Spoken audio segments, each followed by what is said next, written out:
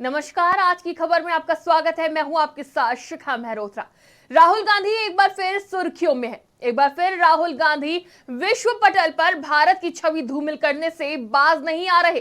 पहले कैम्ब्रिज और अब कैलिफोर्निया में पीएम मोदी पर निशाना साधा। राहुल गांधी विदेशी जमीन से पीएम मोदी और बीजेपी सरकार पर तंज कसते हुए जमकर सियासी तीर छोड़ते नजर आए। बीजेपी ने इस बयान पर राहुल गांधी को घेरने का मौका भी नहीं छोड़ा, तो वहीं सत्ता पक्ष भारतीय जनता पार्टी राहुल गांधी के बयान को भारत का अपमान बता रही है और कह रही है कि प्रधानमंत्री की बेहतर छवि को कांग्रेस पचा नहीं पा रही। देखिए ये रिपोर्ट। तो पहले एक गांधी विचारधारा बोलने के लिए महात्मा गांधी का ये वंशज नहीं है, ये तो नकली गांधी है। राहुल गांधी जी की हर विदेश यात्रा भारत का अपमान करने में कहीं पीछे नहीं रहती।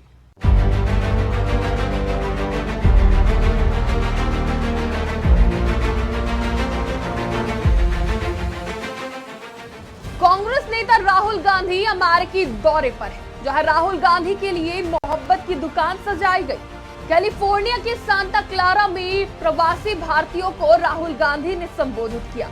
राहुल गांधी ने पहले से पीएम मोदी पर निशाना साधने का प्लान बना लिया था।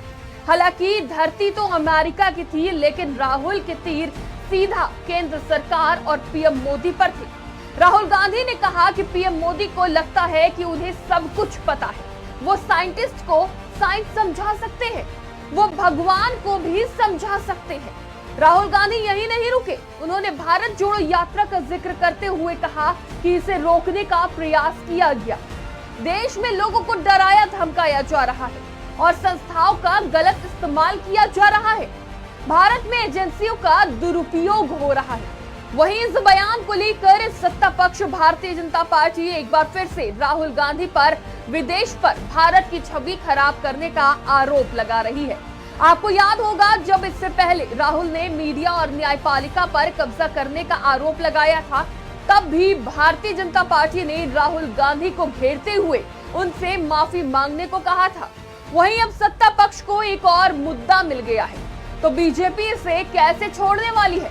प्रहलाद जोशी ने पूर्व कांग्रेस अध्यक्ष को फर्जी गांधी बताया और कहा कि वो कुछ नहीं जानते हैं, लेकिन हर एक चीज के विशेषज्ञ बन गए हैं। तो पहले एक गांधी विचारधारा बोलने के लिए महात्मा गांधी का ये वंशज नहीं है, ये तो नकली गांधी है।